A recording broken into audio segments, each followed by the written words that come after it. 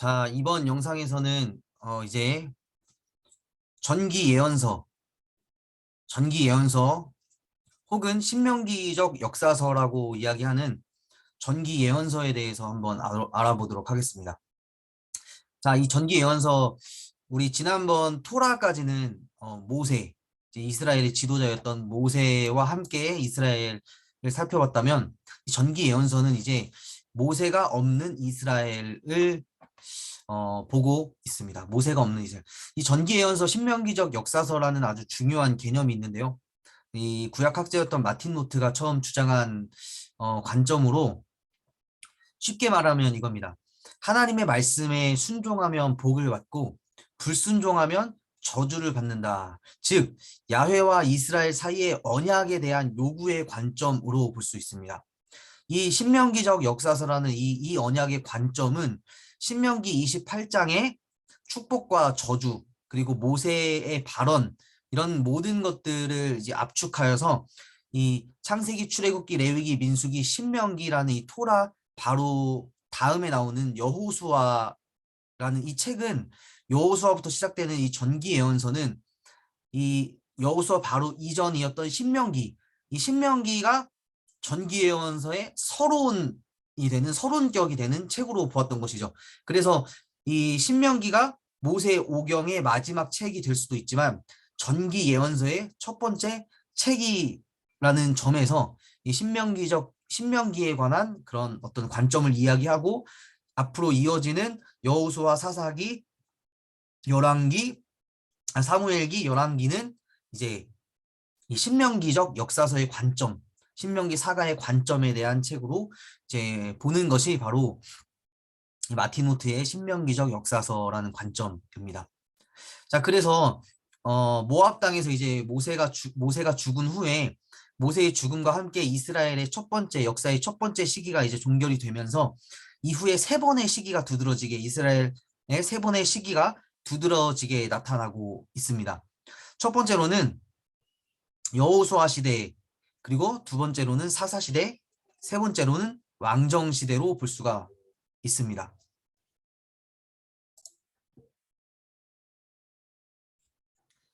자, 그래서 세 번의 시기 여호수아, 사사기, 열왕기, 사무엘기, 열왕기까지 이제 어떤 크게는 세 번의 시기를 한번 살펴보도록 하겠습니다. 자, 첫 번째로는 여호수아입니다. 여호수아. 우리 여호수아의 간단한 구조를 살펴보면 건취나섬 이렇게 볼 수 있는데 건너라, 요단을 건너라, 취하라, 그 땅을 취하라, 그 땅을 나눠라, 그리고 하나님만 섬겨라, 이런 큰 네 개의 구조로 볼 수가 있고요. 자, 그래서 이제 첫 번째 이 시기인 여호수아 시대를 보면 여호수아 1장 1절로 9절까지를 읽어보면 여호수아가 이제 모세의 직속 후계자로 등장을 하죠. 하지만 사실 이 여호수아는 이미 오래전부터 모세의 후계자로서 지명이 되었던 인물입니다. 이 모세의 후계자로서 민수기 27장 15절로 23절에 보면 이미 이제 모세의 후계자로서 지명이 되었고, 그럼에도 매우 분명한 것은 이 모세의 후계자인 여호수아는 지도자였지만 모세와 동일한 지위를 갖지 않는다는 점입니다. 이 여호수아 역시 다른 지도자들보다 훨씬 높은 수준에서 적합한 모세의 후계자였지만 모세와 분명히 차이점을 가지고 있었다는 것이죠. 그 차이점은 무엇이냐면 이런 것이죠. 여호수아와 하나님 사이에는 어떤 상호간의 대화도 없었다는 것이죠. 모세는 하나님께 기도하고 하나님이 모세에게 나타나서 말씀하시고 이런 부분이 있었지만 여호수아는 하나님 사이에 어떤 상호간의 대화가 나타나지 않습니다. 여호수아는 하나님과 이스라엘 사이에서 중보 기도자로 나타나지만 여호수아는 그런 모습으로 나타나지 않고, 또 모세는 하나님께 이 토라, 하나님의 말씀을 직접 받아서 기록했지만 여호수아는 이 모세가 받은 이 토라의 책을 자신 앞에 두고 바꾸거나 추가할 수 있는 권한이 없다는 것이죠. 그래서 여호수아 1장 1절에서 이 모세는 하나님의 야훼의 종이라고 나오지만 여호수아는 하나님의 종이 아닌 먼저는 모세의 수종자라고 이렇게 불리고 있습니다. 그래서 여호수아는 이제 모세가 자신에게 명령한 토라를 따라 온전히 행동하여야 하는 사실이 중요하고, 여호수아는 그는 토라책, 이 율법책을 항상 자신의 눈앞에 두고 입에서 떠나지 말게 해야 한다는 어떤 토라의 수행 기관, 토라를 행해야 하는 수행 기관으로서의 어떤 지도자의 모습을 볼 수가 있습니다. 자, 그렇다면 여호수아의 수행 과제는 무엇일까요? 여호수아는 이 모세를 통해 주어진 하나님의 약속들 가운데 아직 성취되지 않은 것을 이루는 것입니다. 자, 그것은 뭐냐면 성경을 읽어보면 아시겠지만 가나안 땅을 정복하는 거죠. 점유하고 그 땅을 그들의 지파들에게 분배하는 것이 여호수아의 수행 과제였습니다. 그런 것처럼 이 일을 행함을 통해서 또 하나 알 수 있는 것은 하나님이 모세와 함께 한 것 같이 이 여호수아 너와도 함께 할 것이라는 하나님의 약속을 붙잡고 이제 가나안 땅과 땅을 점유하고 분배하는 일을 맡은 것이 바로 여호수아의 일이었습니다. 자, 여호수아와 함께 이스라엘 백성이 요단강을 건너는 사건은 이전에 마치 모세와 함께 이스라엘 백성들이 출애굽 홍해를 건너는 사건을 떠올리게 합니다. 이 홍해 사건에도 그때 그 백성이 야훼를 두려워했으며 그들이 야훼와 그의 종 모세를 믿었던 것처럼 따라서 그들이 모세가 사는 날 동안 그를 두려워했던 것 같이 여호수아 그를 두려워했다라는 이 두 가지의 말씀을 통해서 이 모세는 여호수아는 모세와 같은 어떤 지위, 이스라엘 백성들의 지도자의 지위를 얻었다는 것을 또 볼 수가 있고요. 이처럼 야훼께서 그들의 조상들에게 주시기로 맹세하신 온 땅을 이스라엘에게 주셨습니다. 그리고 그들이 그것을 차지하고 그곳에 거했다고 이제 여호수아 21장 43절은 기록하고 있습니다. 자, 그래서 중요한 것은 여호수아에서는 이렇게 이스라엘과 함께 하시는 하나님의 약속과 성취가 보여지는 것이고, 나아가 여호수아는 자신의 고별 설교 여호수아 23장 24장에서 모세의 토라책에 대한 약속을 하도록 이스라엘 사람들에게 권면을 하고 있다는 것이죠. 하지만 이후 여호수아의 후계자는 없습니다. 모세의 후계자는 여호수아였던 것처럼 여호수아의 후계자는 따로 세우지 못했던 것이죠.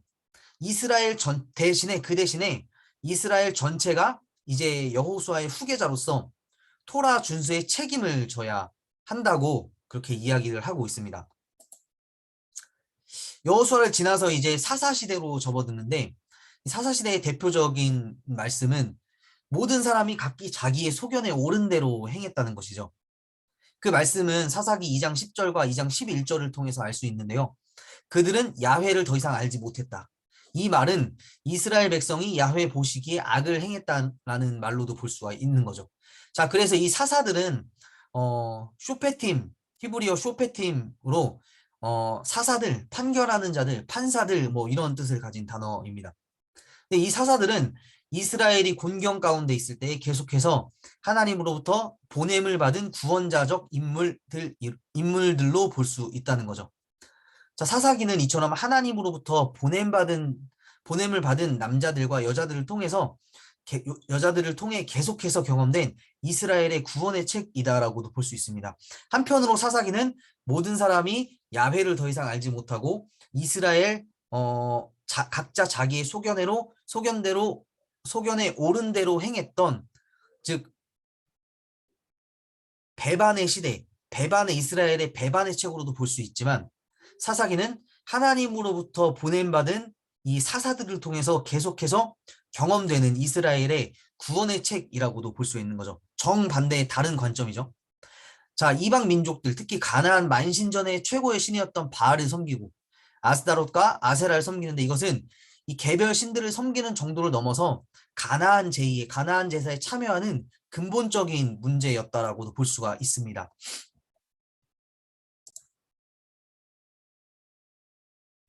또 사사기에는 중요한 패턴이 있는데요. 이 패턴 구조를 보면 사사기 2장 11절부터 20절을 읽어보면 여호와의 눈앞에서 이스라엘이 악을 행했다. 그러니까 여호와께서 진노했다, 고통하셨다, 슬퍼했다. 그래서 대적의 손에 넘기셨고 그 이스라엘의 고통이 괴로움이 심했더라. 여호와께서 지도자들 사사들을 세우셔서 그들을 구원하셨으나, 그리고 이스라엘 백성들이 슬피 부르짖음으로 여호와께서 뜻을 돌이키셔서, 그리고 그렇지만 이 지도자들이 죽은 후에, 사사들이 죽은 후에 이스라엘이 더욱 타락했음을 보여주고 있습니다. 그리고 2장 20절 보면 여호와께서 이제 매우 불쾌하여 진노하셨다. 이런 사사기의 어떤 중요한 패턴을 가지고, 사실 이건 신명기사가의 신명기적 패턴으로도 볼 수 있는데, 이런 패턴을 가지고 사사기 전체가 이렇게 이야기가 진행되고 있음을 또 우리는 알 수가 있다는 거죠. 즉 사사시대는 하나님 야훼로부터 떨어져 나오려는 배반의 시대였다고 정리를 할 수 있겠습니다. 사사기의 12사사를 살펴보면 온니엘부터 삼손까지 12명의 사사를 볼 수가 있고요. 사사기를 읽는 포인트를 보면 이전에 이야기했던 것처럼 사사기는 두 가지 축이 있습니다. 이스라엘의 불순종과 배반, 그리고 하나님의 도우심, 그리고 야훼로부터 떨어져 나오려는 배반의 시대였다는 거죠. 하나님의 구원의 도구인 사사들과 구원자. 그때의 왕이 없었고 모든 사람이 각각 자기의 소견에 옳은 대로 행했다라는 이 구조를 통해서 사사 시대의 어떤 중요한 포인트를 알 수가 있습니다. 그때 이스라엘의 왕이 없었다. 모든 사람이 각각 자기의 소견에 옳은 대로 행했다라는 이 사사기 21장 25절과 17장 6절의 이 말씀은 이 마지막 기록을 통해서 알 수 있는 것은 이제는 사사 시대가 아닌 왕정 시대의 설립의 문턱에 서 있는 시대의 상을 보여준다는 거죠. 사사기는 무질서하며 무정부적인 시대상을 보여주고 있는 것이 바로 사사기입니다. 자, 다음으로는 이제 왕정 시대를 시작하게 되는데요. 이 왕정 시대의 시작은 사무엘상 1장의 사무엘의 출생 이야기로 하나의 새로운 시작을 알리고 있습니다. 그가 새로운 예언자로 임명이 되면서부터 이제 나타나는데, 이 사무엘의 출생은 성경 다른 어떤 인물과도 비교할 수 없을 정도로 아주 특별한 어떤 이야기 스토리로 이루어져 있는 것을 볼 수가 있습니다. 어머니 한나의 기도의 응답이며 또 성전 봉사를 위한 복원, 한나의 찬양 시 성소에서 하나님의 말씀을 수령하는 이 사무엘의 그런 모습들을 볼 수가 있죠. 그리고 사무엘상 3장 20절에 보면 이 사무엘이 단에서부터 부엘세바까지, 그러니까 이제 이스라엘의 최북단인 단과 최남단인 부엘세바, 이스라엘의 온 그 지역의 예언자로 세우심을 받았다라고 이제 그런 증언을 통해서 사무엘이 예언자로 임명되는 것을 또 확증시켜주고 있습니다. 이후에 사무엘상 8장에서 이스라엘 백성들은 사무엘에게 이런 요구를 하는데, 모든 여러 나라들과 같이 왕을 세워달라는 거죠. 이때 사무엘의 특별한 위치가 드러납니다. 바로 하나님과 대화를 시작한다는 거죠. 이것은 모세 이후로 누구도 하지 못했던 일입니다. 여호수아는 하나님과 대화했던 일이 나타나지 않고 있고, 또 모세가 하나님과 대화했던 이 일 이후에 처음으로 사무엘의 그런 특별한 예언자적 위치가 드러난다는 거죠. 그래서 이런 모습을 볼 때 모세도 선지자로 예언자로 세움을 받았고, 사무엘도 이후에 예언자로 세움을 받았을 때 이 예언자의 위치, 어떤 예언자의 특별한 위치는 하나님과의 대화, 하나님과의 이 만남을 통해서 이 백성들에게 하나님의 말씀을 전달하는 그런 예언자적 위치를 이제 확인할 수가 있을 것 같습니다. 그렇게 이야기를 하니까 하나님께서는 이렇게 말씀하시죠. 그들이 너를 버린 것이 아니라 나를 버려 내가 더 이상 자신들의 왕이 되지 못하게 하려는 것이다. 사실 이 왕정의 부정적인 측면은 신명기 17장 14절에 20절에 이미 하나님은 이스라엘에게 말씀을 하셨습니다. 부정적으로. 그런데 이스라엘은 이제 자신들의 왕을 가지고 있고, 이제 이스라엘은 자신들의 왕을 가지게 되었고, 이제 싫든 좋든 왕과 함께 살아가야 하는 운명을 맞았던 것입니다. 이스라엘의 첫 번째 왕은 이제 사울이죠. 내가 사울을 왕으로 세운 것을 후회한다. 하나님께서 말씀을 하시죠. 이 왕정에 대한 비판적인 시각은 이 첫 시기부터 확인이 되는데, 이것은 곧 사무엘과 사울의 갈등으로부터 시작이 됩니다. 이 갈등은 하나는 정치적인 면, 또 군사적인 면에서 왕정의 필요성이고, 다른 한편으로는 제의적으로 정당화되는 야훼의 유일 통치권에 대한 입장입니다. 그것은 사무엘상 13장 7절 이하에 나오는 이 희생제사, 사울의 제사의 사건을 통해서 이제 알 수가 있는데요. 사무엘은 이 희생제사의 시간과 수행을 자신의 권한 아래에 두고 있었습니다. 그런데 사울은 자신의 군대를 하나로 모으기 위해서 자신이 직접 제사를 드리는 것을 볼 수가 있죠. 이 사건은 야훼의 명령에 불순종한 것입니다. 하나님이 이제 사울의 왕권을 영원히 견고하게 하시려던 이 자신의 하나님 자신의 의도를 실행하지 않을 것이고 이미 자신의 마음에 맞는 다른 한 사람을 선택하셨습니다. 이제 공식적으로 사울의 버림받음이 거론되는 이 사건은 아말렉과의 전쟁 사건이었는데 하나님께서는 모든 전리품을 진멸, 해렘하라는 이 사무엘의 지시를 어겼을 때 하나님의 말씀이 사울에게 임한 것이죠. 내가 사울을 왕으로 삼은 것을 후회한다 라고 사울의 어떤 사울의 왕권의 부정적인 것이 나타나게 되는 것을 볼 수가 있습니다. 하나님의 후회하심이라는 신학적 주제를 좀 살펴보면 이제 당신이 야훼의 말씀을 버렸기 때문에 야훼께서도 당신을 왕으로부터 버리셨습니다라고 사무엘이 사울에게 이야기하는 것을 볼 수가 있습니다. 이 말은 사울 당신이 야훼 하나님의 말씀을 거절했기 때문에 싫어했기 때문에 반대했기 때문에 멸시하고 버렸기 때문에 야훼께서도 당신을 왕으로부터 버리셨습니다라고 이해할 수가 있습니다.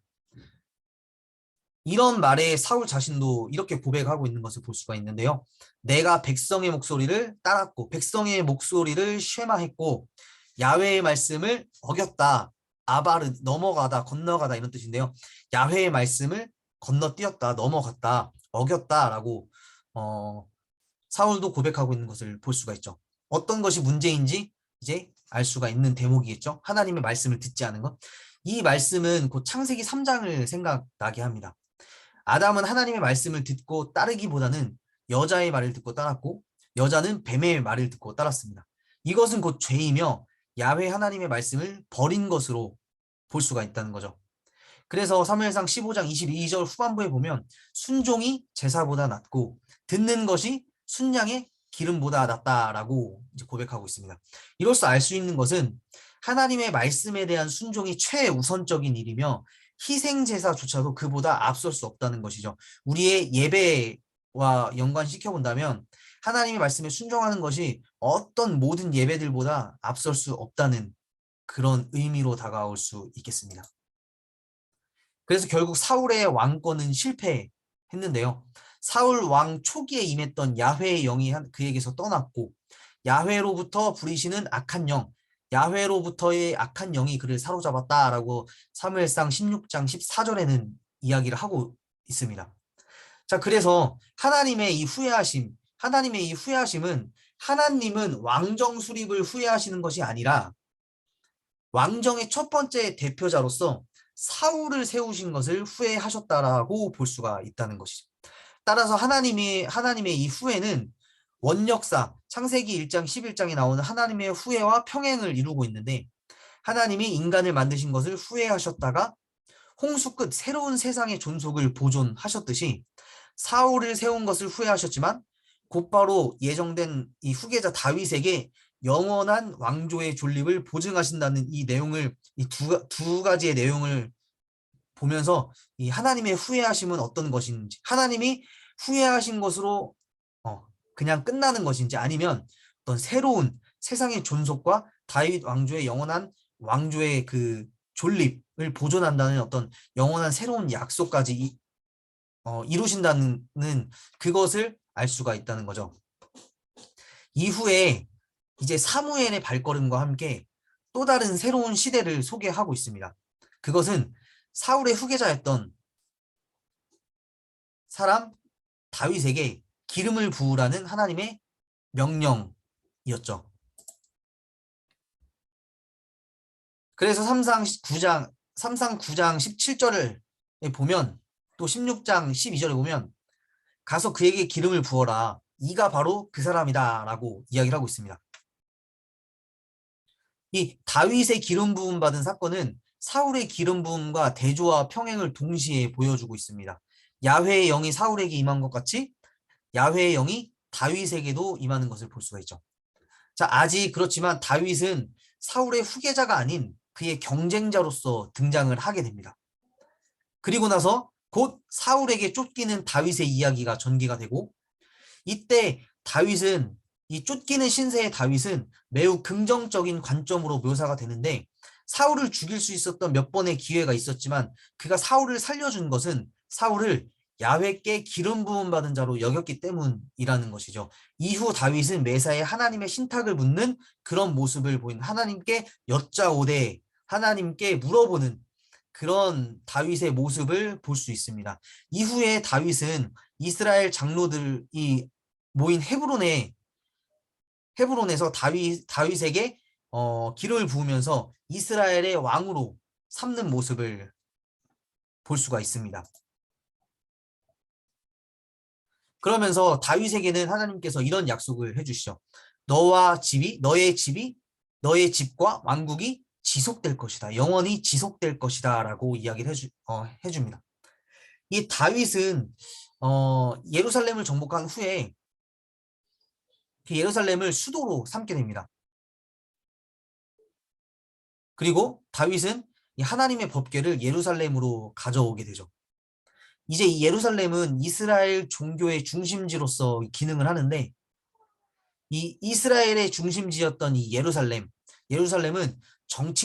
정치적인 이유에서든지 종교적인 이유에서든지 이스라엘의 아주 중요한 도시로서의 기능을 하게 된다는 것이죠. 이 심지어 하나님에 대한 제의적 예배를 수행할 수 있는 유일한 장소로서의 어떤 기초가 놓여지는, 그런 기초가 놓여지는 것이 바로 하나님의 법궤를 예루살렘으로 가져오는 일이었다는 것이죠. 하지만 이런 다윗도 하나님께 이중적인 죄를 짓는 모습을 볼 수가 있는데, 이 축복 아래에 있던 다윗, 사마 2장에서 7장에 나오는 축복 아래에 있던 다윗은 곧 사마 9장부터 24장의 저주 아래에 있는 다윗의 모습으로 이제 나타나게 되어집니다. 밧세바와의 간음과 그녀의 남편 우리아를 교활하게 제거하는 일을 감행했던 것이죠. 다윗이 행한 그 일이 야훼 보시기에 악했다라고 평가를 하고 있습니다. 내가 야훼께 범죄하였노라, 다윗은 이렇게 고백하고 이 진정으로 하나님께 회개하고 이 범죄하여 낳은 아이는 이제 죽어야 하고 다윗의 집에는 재앙이 임하게 됐다는 것이죠. 그러나 하나님께서 이 다윗에게 이 언약하신 이 다윗 왕조에 대한 약속들은 결코 취소되지 않고 그의 아들이었던 솔로몬을 통하여서 영원한 왕조가, 다윗 왕조가 지속되는 것을 볼 수가 있습니다. 그러면서 이제 다윗이 죽기 전에 솔로몬에게 유언을 하죠. 다윗은 자신의 유언에서 솔로몬에게 모세의 토라를 준수하라고 훈계를 하고 있습니다.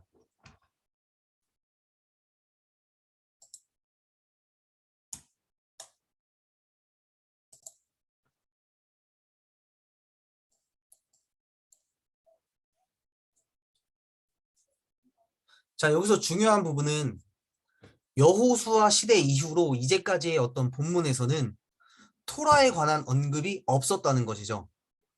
모세의 토라, 이 모세의 토라를 잊어버리고 살았던 이스라엘 백성의 모습, 그 모습 안에서 어떤 하나님을 잊고 살아가는 이스라엘 백성의 모습을 발견할 수 있다는 거죠.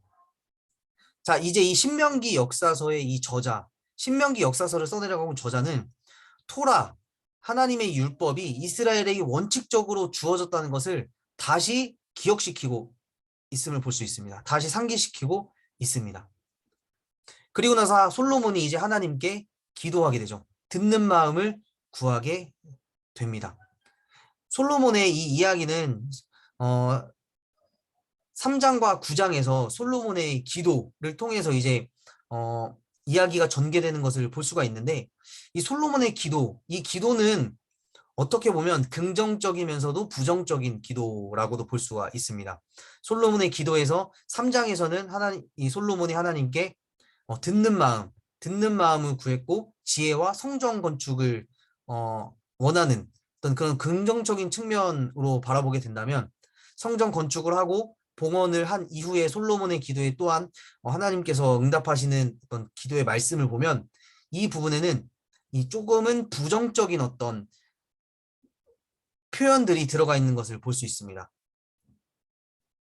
그것은 9장부터 이제 나오는 신명기사가의 어떤 말투라고도 볼 수 있는데, 만일이라는 말이에요. 만일 너희가 성전에서도 하나님을 예배했지만 만일 하나님의 말씀에 순종하지 않고 한다면 너희가 만든 그 성전까지 내가 던져버릴 것이다 라고 어떤 이 만일이라는 조건이 달린 그런 구절들을 만나게 되는 것을 볼 수가 있습니다. 결국 이 솔로몬 왕국은 이제 후에 남유다와 이스라엘, 북이스라엘로 나뉘어지게 되는데요. 이 북이스라엘이 결국 다윗의 집에서 떨어져 나가는 것을 볼 수가 있습니다. 자, 그래서 이 이스라엘 다윗의 집에 대한 이 역사의 종말은 지극히 복잡한 과정으로 서술이 되고 있는데 크게 보면 세 가지입니다. 첫 번째로는 솔로몬의 강제 노동에 대한 사회적 봉기, 그리고 두 번째는 북쪽 지파들의 정치적인 분열이 있었고, 세 번째로는 이방신들을 숭배했던 이 우상 숭배의 원인을 가지고 있다는 거죠. 그래서 이제 솔로몬의 계승자는 이제 한 명이 아닌 이제 둘이 되었던 거죠. 두 명의 왕으로 임명이 되고 있다는 것을 볼 수가 있습니다. 북이스라엘은 여로보암, 그리고 남유다에는 르호보암을 이제 통해서 나라가 두 개로 나뉘고 이제 독립적인 두 개의 나라가 이제 이어져 나가는 것을 볼 수가 있습니다. 즉 북이스라엘의 정치적인 이런 분립은 곧 제의적인 분립을 초래하게 되는데, 북이스라엘의 초대 왕이었던 여로보암의 죄를 통해 여로보암을 통해 알 수 있는 것은, 이 여로보암은 이스라엘의 가장 북쪽 그리고 가장 남쪽 경계인 단과 베델의 두 개의 성소를 짓게 됩니다. 당시 이 예루살렘에는 거대한 이 매력을 가진 제의전통, 그러니까 예루살렘에서만 예배드릴 수 있다는 이 제의전통이 있었기 때문에 북왕국에 있어서는 이것이 정치적으로 아주 가장 위험한 요소가 될 수 있었기 때문입니다. 그래서 여로보암은 이 종교적 상징을 가진 이 두 장소에 금송아지 형상을 설치하게 되는 것이죠. 이런 점에서 여로보암의 죄는 이스라엘의 백성들이 예루살렘에서 합법적으로 예배할 수 있고 제의할 수 있는 이 제의 전통에서 멀어지게 하는 것이고, 이 예루살렘의 제의로부터 일탈을 보여주는 어떤 그런 행동, 그런 죄라고 볼 수가 있다는 거죠. 왜냐하면 북이스라엘 사람들도 1년에 3번씩은 예루살렘으로 와서 절기를 지켜야 했는데, 자꾸 이스라엘 백성들이 북이스라엘 사람들이 남유다의 어떤 예루살렘의 정치적 그리고 종교적 중심지인 예루살렘으로 가게 된다면 이 북이스라엘의 어떤 그 정치적이며 종교적인 이런 하나의 집합을 이루기가 힘들었다고 보았던 것이죠. 자, 그래서 이 여로보암의 죄는 이 신명기적 역사서 사무엘 열왕기서에서 끊임없이 나오는 어떤 죄악의 목록의 대표성을 가지고 있는 그런 죄악으로 나오는데, 열왕기상 12장 31절에 보면 여로보암이 산당을 지었다는 것입니다. 산당을 짓고 두 금송아지를 만들고 이 일이 죄가 되었다고 성경은 증언하고 있습니다. 이것은 곧 출애굽기에 나오는 아론이 금송아지를 만들어서 이스라엘아 이는 너희를 애굽 땅에서 인도하여 낸 너희의 신이로다 하는지라 하는 이 말씀을 또 떠올리게 하는 구절이죠. 그래서 이 여로보암의 죄는 이후에 이스라엘의 모든 제의적 범죄들의 시작, 단초로 볼 수가 있다는 것입니다. 이 분열왕국의 왕들을 보면은 하나님 보시기에 선한 왕과 악한 왕으로 이렇게 나뉘는 것을 볼 수 있는데, 북이스라엘은 거의 하나님이 보시기에 악한 왕들밖에 없었다는 것을 알 수가 있죠. 그 이유는 여로보암의 죄악을 따른 이 북이스라엘 왕들, 그들이 야훼 보시기에 악을 행했기 때문입니다. 그것은 뭐냐면 바로 산당을 짓고 산당을 부시지 않고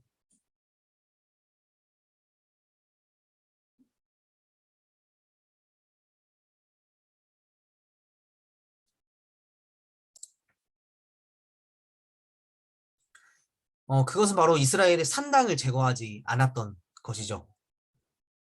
그래서 이 진술은 사사시대와 아주 동일한 진술로 볼 수가 있습니다. 그들이 야훼 보시기에 악을 행했다.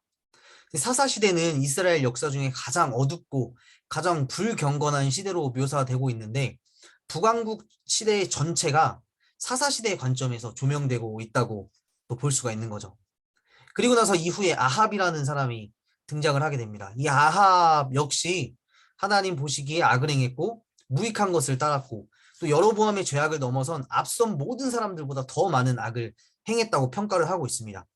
페니키아의 왕의 딸 이세벨과 결혼했고 사마리아의 바알의 제단, 바알 성전을 건축하여 바알과 아세라상을 설치하고 숭배했고 그리하여 하나님 야훼의 분노를 사게 했다는 것이죠. 이때 이제 유명한 엘리야 선지자가 등장해서 야훼와 바알 사이의 논쟁을 이야기하는 것입니다. 결국 이 이후에 등장하는 예후라는 왕을 통해서 예후는 이 아합 집에 반대해서 이스라엘의 바알을 제거한 왕으로 볼 수가 있는데 그러나 이 예후 역시 베델과 단에서의 금송아지를 없애지 않아서 여로보암의 죄를 여전히 유지하고 있다고 볼 수가 있습니다. 이 북이스라엘의 왕들에 대한 평가는 두 가지 측면으로 볼 수가 있는데요. 북이스라엘의 국가 성소를 유지했던 것과 곧 바알, 숭배 이 두 가지로 볼 수 있습니다. 반면에 남유다는 이 다윗의 집 전통에 머물렀습니다. 이 북쪽에서 흔하게 일어났던 이 왕정의 혼란이나 권력 찬탄이 한 번도 없었다는 것을 알 수가 있고요. 가장 중요한 요소는 예루살렘 성전이었다는 것이죠. 이 유다 지배력의 중심지로서 기능을 하였던 이 예루살렘 성전이 있었기 때문에 결국 이 남유다는 북이스라엘보다 작은 지파들의 국가였지만 다윗 왕정의 약속 그리고 예루살렘 성전이 있었기 때문에 정치적인 독립성을 유지할 수 있었다고 볼 수 있습니다. 이 결국 정리하자면 이 전기 예언서, 신명기적 역사서는 어떤 국가의 부와 명예, 어떤 세력, 영토의 확장 이런 것에 초점을 맞춘 것이 아니라 하나님의 말씀에 순종하면 복을 받고 불순종하면 저주를 받는다는 이런 관점, 야훼와 이스라엘 사이 언약의 관점으로 왕들을 평가하고 이스라엘 백성들을 평가한 역사서라고 말할 수 있다는 것이죠. 그렇지만 북이스라엘, 남유다 모두 역시 하나님 야훼 보시기에 악을 행했기 때문에 이제 북이스라엘은 722년에 아수르에게, 남유다는 586년에 바벨론에게 포로로 끌려가는 것을 볼 수가 있죠. 이렇게 모세가 없는 이스라엘의 이 세 번의 시기는 결국 종말을 맞이하게 됩니다. 모세는 없었지만 모세의 율법은 있어야 했습니다. 그러나 모세의 율법은 이스라엘에게 점점 잊혀지고 있었다고 볼 수 있습니다.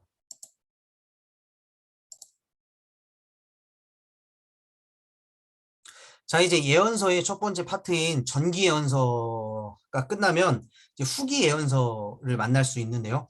이 표에서 보시는 것처럼 토라 창출 레민신 이후에 전 선지서, 전 예언서인 여호수아, 사사기, 사무엘 상하, 열왕기 상하 이후에 후기 예언서인 이사야, 예레미야, 에스겔 이것을 3대 예언서라고 이야기를 합니다. 3대 예언서와 12소 예언서를 만나게 되는 거죠. 자, 그래서 이 히브리 성경의 구약 성경의 책들 가운데 이 후기 예언서는 사실 이스라엘의 역사 안에서 주전 1000년부터 그리고 주전 500년까지, 주전 400년까지 이 역사 안에서 하나님의 말씀을 받은 선지자들의 어떤 예언의 메시지로 볼 수가 있습니다. 후기 예언서를 두 부분으로 정리하자면 3대 예언서, 12소 예언서 이렇게 나눌 수가 있고요. 자, 중요한 것은 이 자신의 이름이 각 책의 명칭이 된 예언자들이 있어요. 호세아서, 요엘서, 이사야서, 에스겔서, 말라기서 이런 것들처럼 이런 자신의 이름이 각 책의 명칭이 된 예언자들의 어떤 주요 발언들은 이 계속해서 다가오는 세대로 전달되는 과정에서 보충되고 필요한 부분은 그의 제자들, 그의 어떤 후배들을 통해서 보충되고 개정되었다는 것을 알 수가 있습니다. 아모스, 호세아 이런 사람들처럼 이 예언자의 이름이 곧 책의 이름이 된 예언서를 우리는 문서 예언이라고 부르고 이 사람들을 문서 예언자라고 부를 수 있습니다. 그렇다면 이제 문서 예언자들 가운데 이사야서를 먼저 좀 살펴보도록 하겠습니다. 이사야서는 장수로 계산할 때 가장 광범위하며 가장 복합적인 책으로 알려져 있습니다. 이 이사야서도 여러 가지 학문적인 논쟁들이 있지만 이사야서는 전통적으로 이사야가 저자로 알려져 있습니다. 그러나 이제 19세기 말 어떤 지배적인 학문적인 견해에 따르면 이 이사야서는 세 개의 독립적인 책들로 구분을 할 수가 있다고 학자들은 이야기하는데요. 이 둠이라는 학자에 의하면 이사야서는 어 1장부터 39장까지 프로토 이사야, 원 이사야서와 40장부터 55장까지의 제2 이사야, 그리고 56장부터 66장까지의 제3 이사야서로 구분을 할 수가 있다고 이야기합니다. 그래서 제2 이사야는 기원전 538년 바벨론에 거주하던 추방자들 중에 한 사람이었던 어떤 무명의 예언자에 의해서 기록이 되었고, 제3 이사야서는 추방에서 고국으로 귀환한 후에 또 어떤 무명의 또 다른 예언자가 기록한 책이다라고 이야기를 하고 있는 거죠. 자, 이런 어떤 구조를 나누게, 배경을 나누게 된 것은 이 예언자들의 말 가운데에는 많은 부분이 역사 속의 정치적이고 사회적인 상황을 반영하고 있다는 겁니다. 그래서 이사야서 1장 1절에 보면 유대의 왕들 우시야, 요담, 아하스, 히스기야에 대한 어떤 언급을 통해서 이사야서 1장부터 39장까지는 유대, 남유다 시대의 어떤 우시야, 요담, 아하스, 히스기야 시대의 어떤 예언, 글로 보고 있다는 거죠. 그리고 이사야서 40장, 그리고 이사야서 56장 이런 뒷부분을 가보면 다른 시대의 정치적이고 사회적인 상황을 반영하고 있는 본문들을 해볼 수 있다는 것입니다. 그러나 렌토로프는 중요하게 여기는 것은 이 최종 형태의 본문의 관점에서 볼 때 이런 어떤 1, 2, 3, 이사야서의 이런 다양한 관점들이 한 사람 이사야라는 사람의 메시지에 종합이 되고 있다고 볼 수가 있습니다. 이사야는 이 새하늘과 새 땅을 외친 예언자라고 볼 수 있는데, 이 구조적으로 봤을 땐 1장부터 39장까지는 어떤 남유다에 대한 어떤 그런 배경을 가지고 있고, 40장에서 55장까지는 포로 시대, 왜냐하면 이제 고레스의 이야기와 종의 노래 이런 본문들을 우리가 또 살펴볼 수가 있고요. 56장에서 66장은 포로 귀환 시대, 그리고 새하늘과 새 땅에 대한 어떤 본문을 통해서 전혀 다른 배경에 대한 어떤 글의 배경에 대한 시대적 구분을 나눠 볼 수 있는 그런 여지를 주고 있다는 거죠. 이사야서 구조는 간단히 살펴보면 이런 구조를 확인해 볼 수 있고요. 이사야서의 주요 주제들을 살펴보자면 공평과 정의, 그러니까 포로 귀환자들은 이런 공평과 정의를 실현하라는 요청과 함께 시온, 예루살렘으로 돌아온다는 거죠. 그리고 이 시온이라는 예루살렘 성읍으로서의 그곳의 주민들을 이야기하는 이 시온, 그리고 하나님에 대한 표현 중 이스라엘의 거룩하시니가 25번이나 반복하는 것을 볼 때 이 이스라엘의 거룩하시니라는 하나님에 대한 표현의 강조를 볼 수가 있고, 거룩하게 구별된 생존자들, 이런 자들을 남은 자라고 표현하면서 이 남은 자의 어떤 중요한 사상, 남은 자에 대한 중요한 표현을 볼 수가 있습니다. 결국 이사야서의 가장 중요한 주제는 심판과 회복이라는 관점으로 볼 수가 있습니다. 그래서 이 신약의 저자들은 이런 심판과 회복의 메시지를 예수 그리스도께서 성취하신 것으로 바라보고 있죠. 그래서 이사야서는 신약 성경에서 가장 많이 인용된 본문으로도 유명한 것을 우리가 알 수가 있다는 것이죠. 다음으로는 3대 예언서의 두 번째 책인 예레미야서입니다. 이 예레미야서는 눈물의 선지자라고도 불리는 구약 성경의 대예언자 가운데 한 명입니다. 그리고 이 예레미야서는 예레미야의 친구인 바룩이라는 사람이 예레미야가 불러주는 말을 적었다고 전통적으로 그렇게 전해지고 있습니다. 그리고 예레미야는 가장 인간적인 모습을 드러내는 예언자라고도 볼 수 있습니다. 이 남유다의 왕국이 쇠퇴해가는 이 시기에, 즉 멸망에 이르는 시기에 활동한 예언자가 바로 예레미야이며 그 예언자의 삶을 통해서 하나님의 말씀을 증언했던 선지자가 바로 예레미야 선지자입니다. 예레미야의 전체적인 구조를 보면 뭐 예레미야가 소명을 받고 이스라엘의 예배에 대한 불성실을 폭로하며 그리고 그거에 대한 하나님의 심판 그리고 하나님이 그들을 위로하시고 남은 자들은 어떻게 될 것인가 그런 것에 대한 하나님의 예언을 선포한 선지자가 바로 예레미야인 거죠. 중요한 것은 예루살렘 성전은 멸망하지 않는다면서 즉 여호와의 심판은 없을 것이라며 마음 놓고 죄짓던 사람들 앞에서 예레미야 혼자 외롭게 외친 심판 설교가 주요 내용입니다. 하나님께서는 그분의 백성이라고 해도 회개하지 않으면 심판하시는 정의의 하나님이심을 경고하는 것이 바로 예레미야서의 중요한 핵심 포인트라고 볼 수가 있습니다. 그래서 영남신학대학교의 오태견 교수님은 이렇게 이야기해요. 교회는 하나님이 세우셨으므로 심판받지 않는다라는 것은 반성해야 되는 것이며 우리는 야훼를 섬김으로 교회에 다님으로 안전하다. 이런 모습으로 우리 교회 스스로 성전을 성역화해서는 안 된다고 이야기합니다. 또 교회에 대해서 그런 성역화되어 버린 교회에 대해서 나의 교회를 도적의 소굴로 만들었다라고 성전 예수님의 하신 말씀을 또 기억할 수가 있겠고 하나님의 심판을 받지 않는 대상은 없다. 교회도 회개하지 않으면 하나님께 심판을 받는다. 하나님은 죄를 묵인하신 분이 아니라 예루살렘 성전과 실로 성소를 파괴하는 심판으로 유다 백성의 죄를 심판하신 정의의 하나님이시다라는 것을 강조하고 있다고 교수님이 이야기하고 있습니다. 이 마지막으로 에스겔서는 총 48장으로 되어 있고요.